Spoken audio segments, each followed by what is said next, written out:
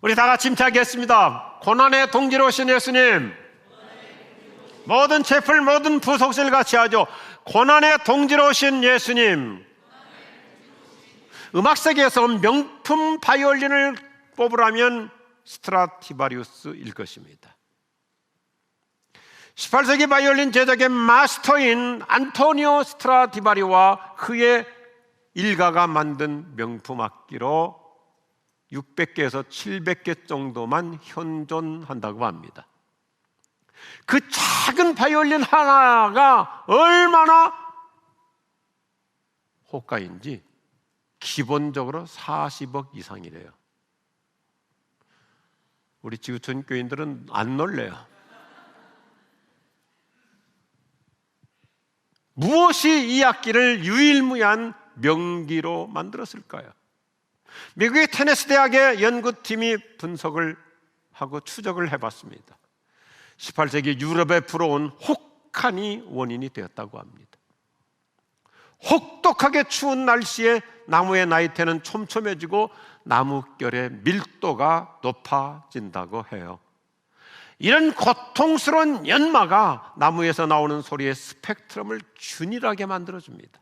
그리고 음정 변화가 거의 없는 명품 악기가 되게 해준대요. 전 세계인이 애호식품으로 즐기는 커피도 수천 미터 고산지대, 즉 일교차가 아주 큰 특별한 장소에서 재배될수록 고급 커피, 스페셜리티 커피가 되는 거죠. 우리가 인생의 어떤 혹한을 만나더라도 좌절하거나 포기하지 말라고 하는 깊은 교훈을 하나님은 이런 자연 계시를 통해서도 주고 계십니다.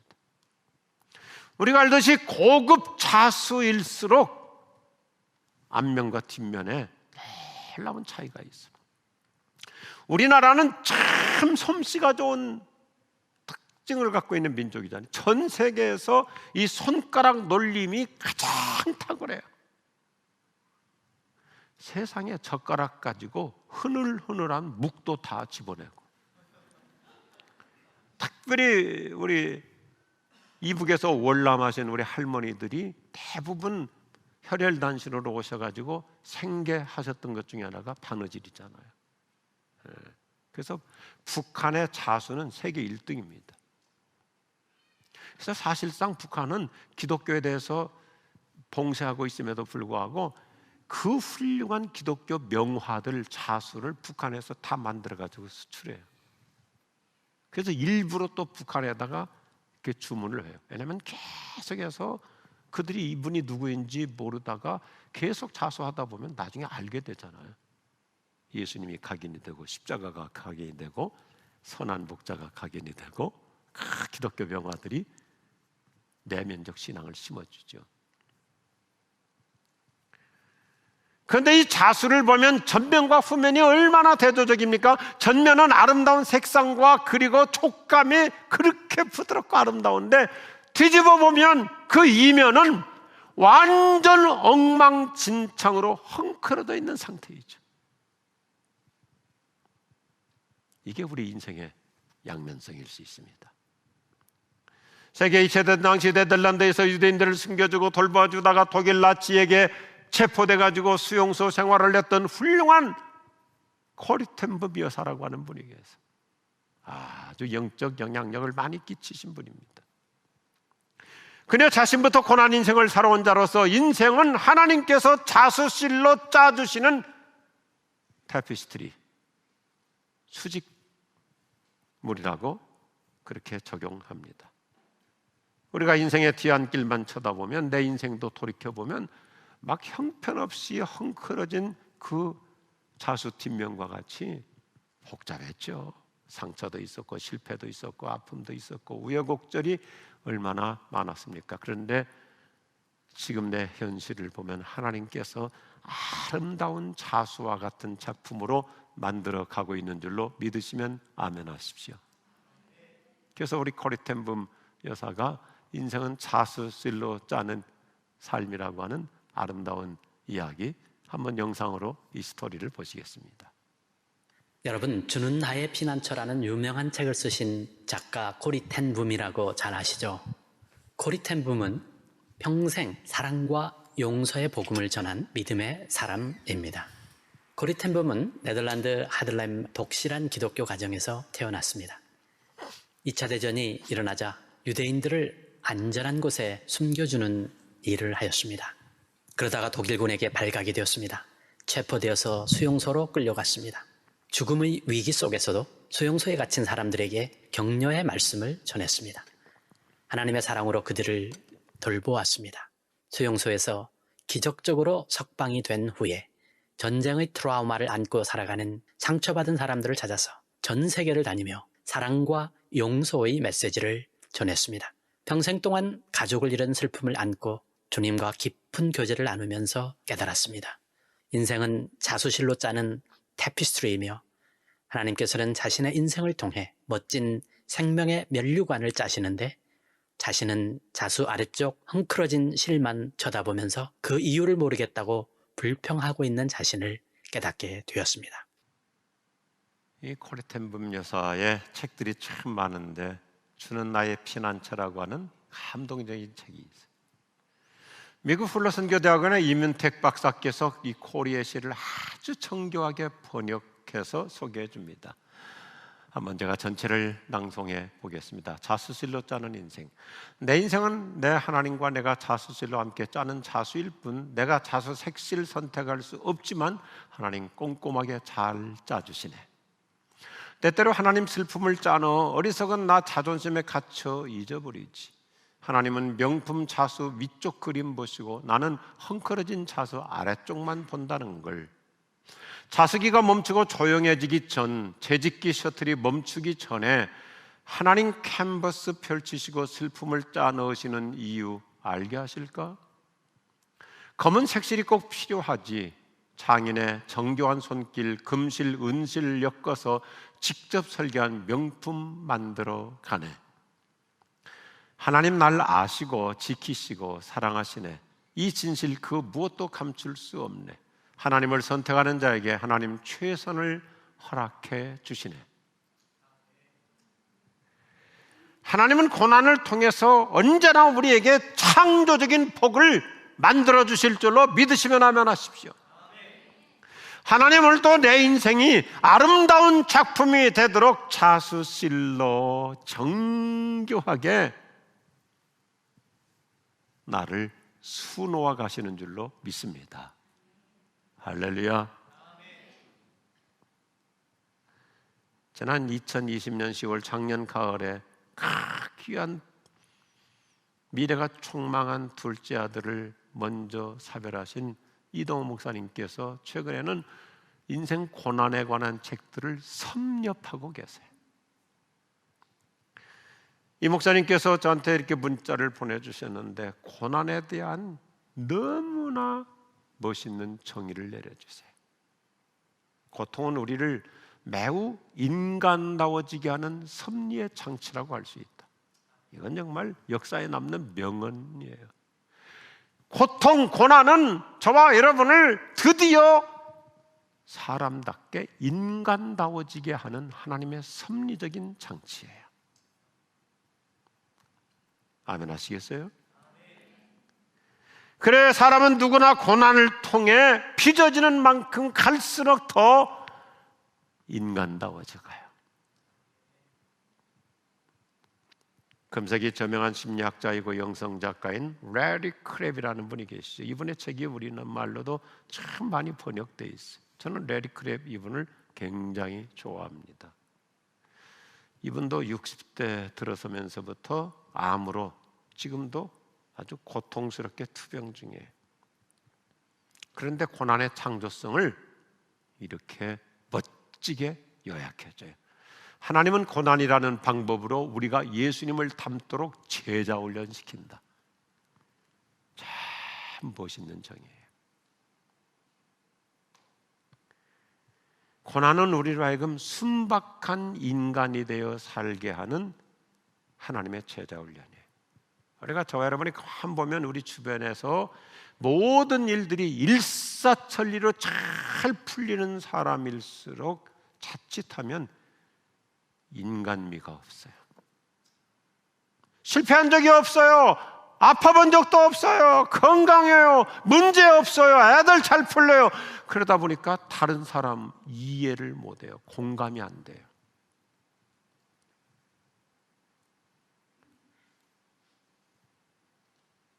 마음이 따뜻하지 못해요. 어떤 사람을 공감해 줄 수 있는 이 마음에 공백이 없어요. 여백이 없어져요. 저 목회하면서 우리 교회 안에서 이따금 참 그런 분들을 뵙는데 아주 모든 것을 다 완벽합니다. 어떤 분은 서울대 법대 자기 과에서 늘 상위 클래스였어요. 그런데 고시를 치렀는데 신비롭게 떨어지는 거예요. 누가 생각해도 저 친구는 단방에 붙을 사람인데 몇 번 떨어졌어요. 자기가 생각해도 이해가 안 가는 거예요. 그런데 어느 날 저한테 찾아와가지고 이런 얘기더라고요. 목사님, 제가 고시를 몇 번 떨어짐으로 드디어 인간이 되었습니다. 만일에 그냥 단번에 패스해버렸으면 사람들을 동정하거나 이해하지 못했을 거라고. 얼떨결에 처절한 실패자가 되어보니까 사람을 이해하게 되고 공부가 안 되는 친구들을 같이 공감하게 되고요. 마음에 여백이 생겨요. 우리 주변에 보면 훌륭한 그리스도인들 많죠. 존경스러운 그리스도인 인물들. 그런데 대부분 공통분모가 뭐예요? 뜻밖의 고난들이 있어요. 질환들이 있고 암이 찾아오기도 하고 그렇게 저명 인사인데도 자식이 속썩이 있기도 하고. 우리 시대의 지성과 영성의 사람 우리 이어령 선생님 얼마나 존귀한 분이세요. 그런데 딸도 암으로 죽었고 본인도 지금 췌장암으로 인생 말년을 사투를 하시는데 연명을 거부하시고 그냥 순리대로 살겠다고 아름다운 족적을 남겨가고 계십니다. 제가 아주 좋아하는 미국 교회 영적 지도자는 릭 워런 목사님이라는 분이 계세요.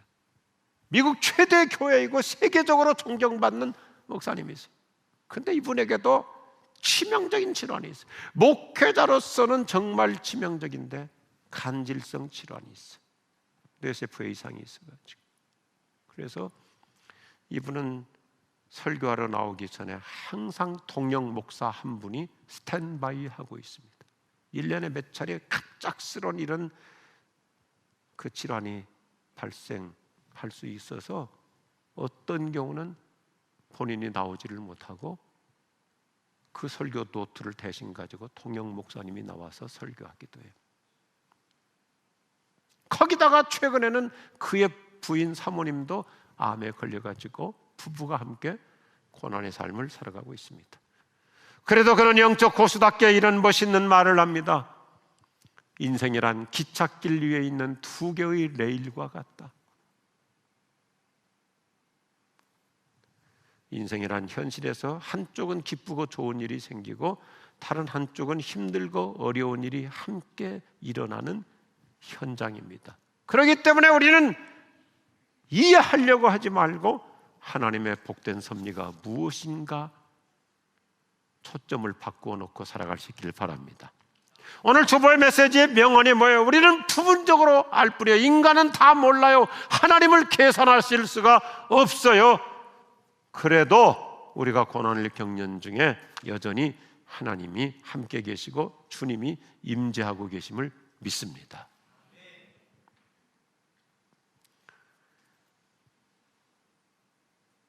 우리가 살면서 참 풀리지 않는 미증유의 미스테리에서도 우리에게 남는 게 있어요. 인간다워져요. 사람다워져요. 예수님의 제자답게 사는 거예요. 그래서 인간다워지도록 하는 하나님의 제자 훈련이 고난이라는 방법이다. 참 좋은 정의예요. 우리 이동호 목사님께서 몇 달 전에 스위스의 정신의학자 폴 토니아가 쓴 고통보다 깊은이라고 하는 책 내용을 참 잘 정리해 주세요. 그는 고통 자체는 창조적인 것이 아니지만 고통 없이는 창조적인 사람이 되기 어렵다고 말합니다. 고통은 누구나 겪어야 하는 보편적인 것이지만 고통에 대한 반응은 개별적이라고 폴토니어는 말해요.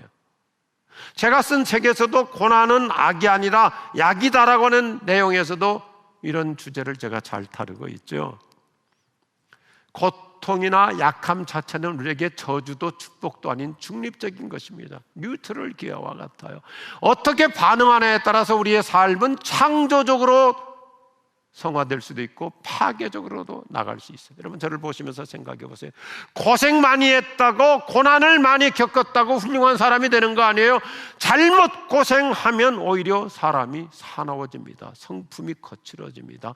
그리고 그 상처와 패배의식 속에서 오히려 공격적이 될 수 있고 다루기 어려운 사람이 될 수도 있어요. 그런데 그 똑같은 고난을 창의적으로 잘 풀어가는 사람은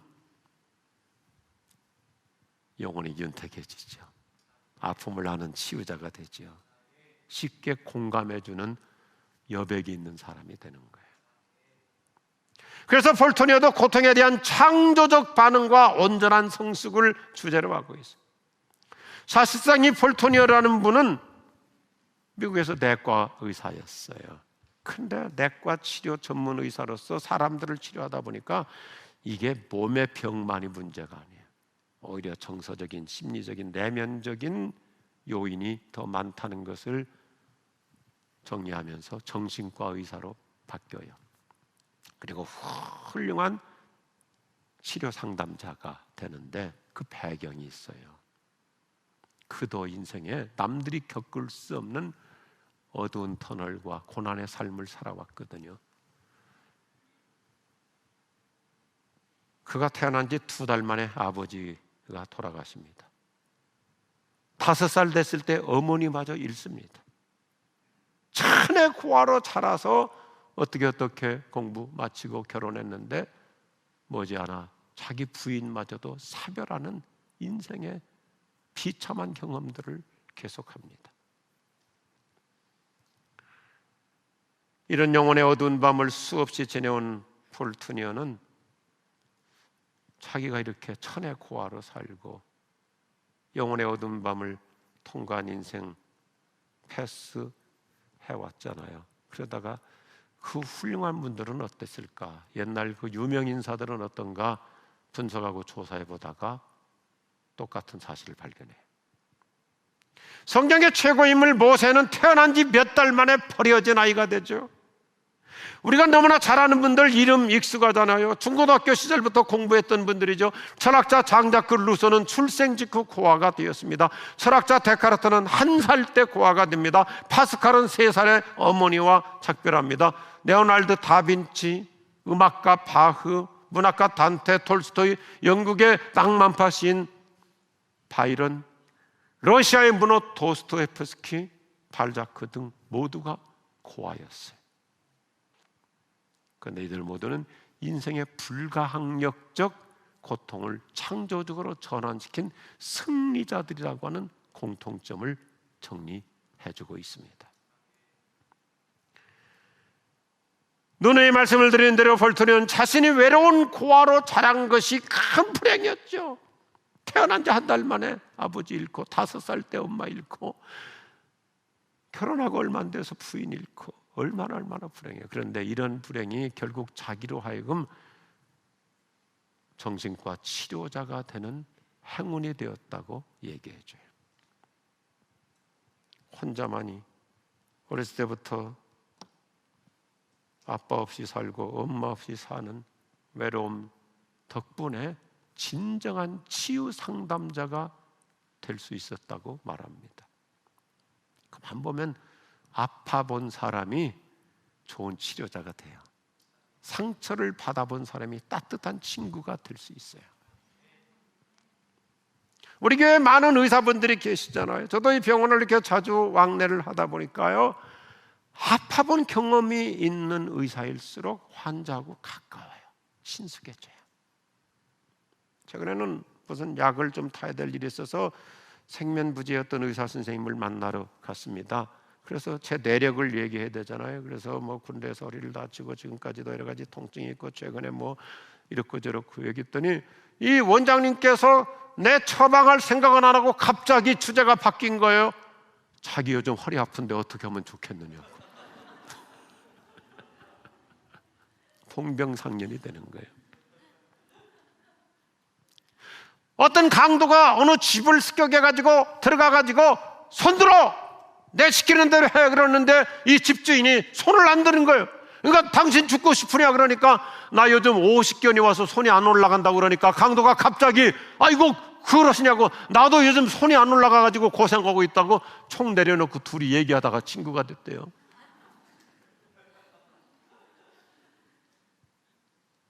최근에 이제 우리 의료진들이 대부분 다 먼저 백신 주사 맞잖아요. 아스트라제네카를 맞는데 저 치료하는 아주 그 암만 평생을 공부해 오신 한 원장님이 아이고 너무너무 그날 진솔하게 얘기하는 거예요. 이분은 뭐 보통 저하고 뭐 얘기해봤자 한 5분 정도 이렇게 짧게 얘기하시는 분인데 그날은 거의 15분, 20분을 얘기를 자기가 틀어놓는데 목사님 나 이거 아스트라제네카 맞고 준비 없이 맞고 죽는 줄 알았습니다. 이틀 동안 그렇게 아프더래요. 아주 건강한 분이거든요. 다른 원장님은 잘 준비하고 맞아서 그냥 쉽게 패스했는데 자기는 워낙 건강하니까 체질적으로 건강하니까 그냥 신경 안 쓰고 맞았는데 정말 기분 나쁘게 아프더래요. 온몸이. 그러면서 자기가 생각했대. 야, 내가 정말 의사로서 잘못되었구나. 환자들은 얼마나 아플까. 그냥 주사만 빵빵 놔줬을 뿐인데 자기가 막상 주사 맞고 진통을 겪다 보니까 내가 환자들을 공감 없이 그냥 주사만 놨구나. 그래서 얼마나 진솔하게 잘 얘기하는지. 그 엊그제도 갔더니 또 뭐 한 15분 정도 그냥 여러 가지 얘기하면서 그래서 요즘은 이렇게 대화가 재밌어요. 뭐라고 하냐면 누가 환자고 누가 의사인지 잘 모르겠다고.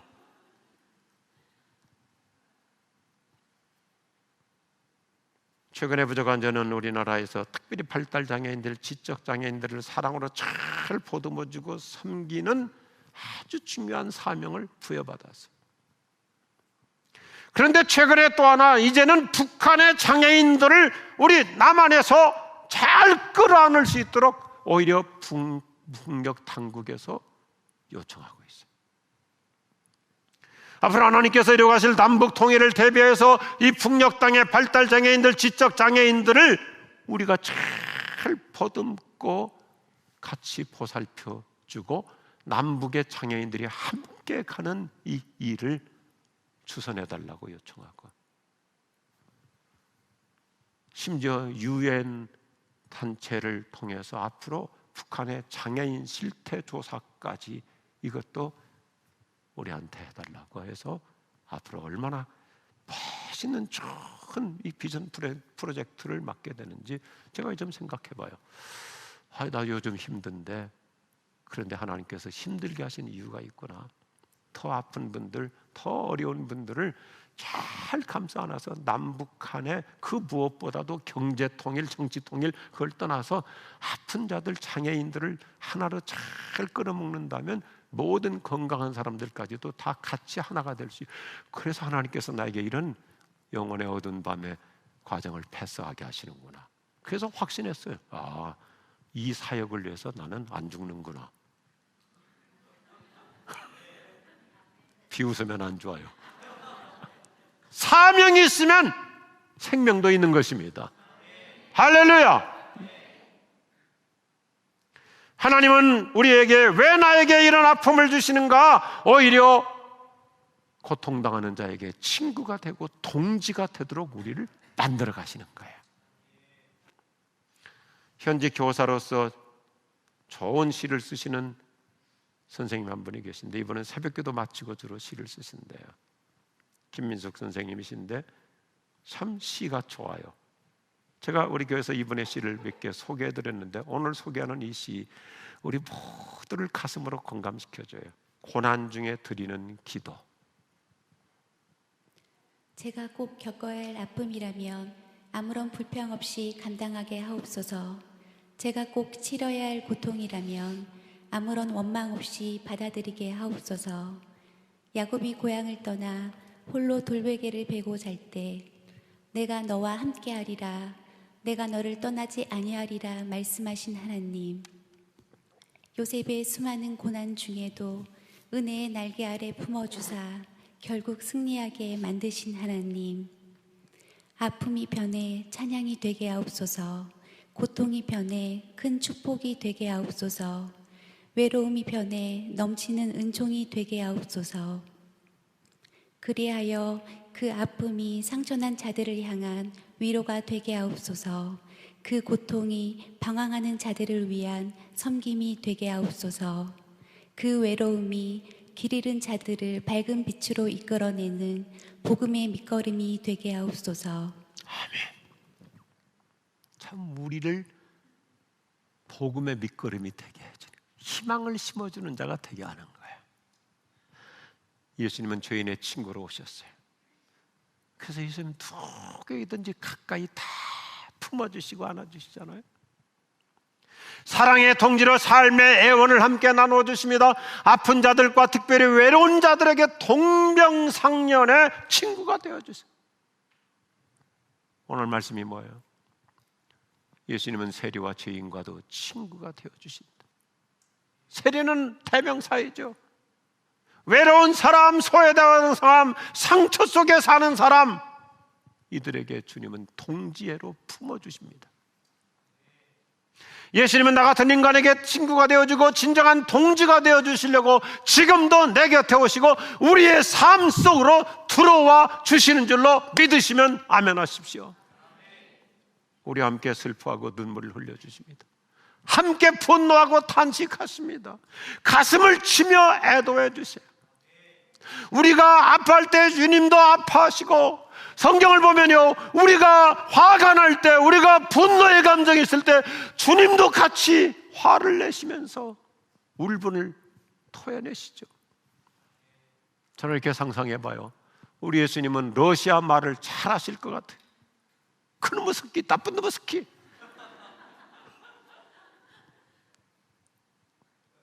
이런 예수님을 구약 성경에서는 고난의 종이라고 소개해요.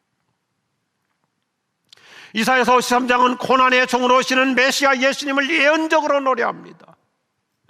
우리의 잘못, 우리의 허물, 우리의 죄값, 내면의 아픔과 상처, 영혼의 고통, 슬픔까지도 다 담당해 주시는 고난의 종이신 예수님, 오늘 그 예수님을 다시 새롭게 만날 수 있기를 바랍니다. 고난의 종으로 오신 예수님을 마태복음 8장 17절에서는 이렇게 한마디로 합쳐져요. 그가 우리의 아픔을 당하셨고 우리의 질병을 짊어지셨다. 지난주에는 제가 구레네 시몬이라는 사람이 얼떨결에 예수님의 십자가를 대신 지고 갔다는 것을 내용으로 설교를 했습니다. 그런데 사실상 오늘의 메시지는 뭐예요? 예수님이 나를 대신하여 고난의 짐을, 내 인생의 모든 무거운 짐을 대신 짊어져 주시는 줄로 믿습니다. 그래서 오늘 성경은 친구, 동지라는 말을 강조하는 거예요. 나에게 동지가 되어주시는 예수님. 신약성경 히브리서 4장 15절 보면 예수님을 우리의 아픔과 시련을 체휼의 사랑으로 동정해 주시는 진정한 친구와 동지로 소개해줘요. 체휼이라는 말을 써요. 몸으로 같이 느껴주시는 거예요. 몸으로 같이 나눠주시는 거예요. 친구란 어떤 존재예요? 우리 다 친구 계시죠? 내 친구 한번 생각해 보세요. 나하고 가까운 친구. 친구는 함께 아파합니다. 함께 고뇌합니다. 함께 눈물을 흘리며 함께 기도합니다. 함께 문제를 풀어가며 함께 해법을 찾아내고 희로애락을 함께하는 동지, 그 사람이 내 친구잖아요. 저도 제 주변에 여러 친구들이 새벽마다 나가가지고 소리까지 높이면서 내 친구 조봉이 하나님 건강하게 해주십시오, 승리하게 해주십시오 기도하고 중보하는 거야. 이게 친구이고 이게 동지이죠. 예수님은 우리 아픈 사람들을 보실 때마다 안타까운 마음을 견딜 수 없어 하세요. 예수님 어디를 가든지 여러 가지 문제로 질병이나 많은 어려움으로 시달리고 있는 사람을 그냥 지나치지 않으세요. 가다가 애잔한 눈으로 바라보시면서 찾아가 주시잖아요. 때로는 손을 얹어주시고 만져주시고, 가닥 상처 썩은 고름 흐르고 진물 나는 예수님은 거기를 만져주시잖아요. 끌어안아 주시죠. 측은히 여겨주시죠. 오늘도 마찬가지입니다. 여러 가지 사연으로 인생을 힘들게 사는 분들을 주님 오늘, 아니 나를 불쌍히 여겨주실 줄로 믿습니다. 민망히 여겨주실 줄로 믿습니다. 자식들 문제로 소가리를 앓고 있는 부모님들을 향하여 예수님은 애틋하게 공감해 주세요. 남들에게 표내지 못하는 경제적인 압박 속에서 경제적인 어려움으로 힘들게 사는 사람들을 주님은 애잔하게 여겨주시고 속삭여주세요. 내가 다 안다. 내가 안다. I know you. 내가 너를 알아. 상한 감정을 치유해 주시고 망가진 영혼을 낫게 해주시고 실패한 과거도 치유해 주세요. 인생을 살다 보면 성공할 때도 있지만 실패할 때도 있고, 다 씁쓸하게 어느 날 보니까 내가 사업이 잘 나갔는데 졸지에 모든 걸 다 정리하고 내려오는 상태, 그러한 씁쓸한 패배의식에서 사는 자들에게 주님은 고난의 동지로 찾아오실 줄로 믿습니다. 오늘 이 말씀이에요. 그래서 예수님은 친구된 우리를 위해서 그저 말로만 쯧쯧하며 동정만 하시는 분이 아니라 얼마나 주님 자신이 우리에게 진정한 동지이신지 요한복음 15장에서 이렇게 우리에게 말씀해 주세요. 사람이 자기 친구를 위하여 자기 목숨을 내놓는 것보다 더 큰 사랑은 없다. 예수님은 지금 형이상학적으로 철학적으로 말씀하시는 게 아니라 본인이 말씀하신 그대로 우리를 친구 삼아주신 예수님으로서 자기가 나를 대신하여 희생의 제물로 죽으시잖아요. 이게 십자가의 은혜이고 이게 고난주일의 은총입니다.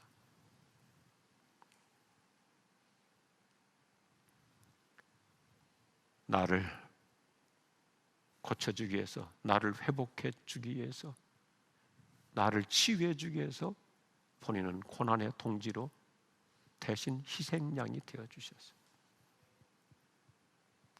오늘 고난주일 이 아침 우리 모두 다시 그 예수님 회복할 수 있기를 축원합니다.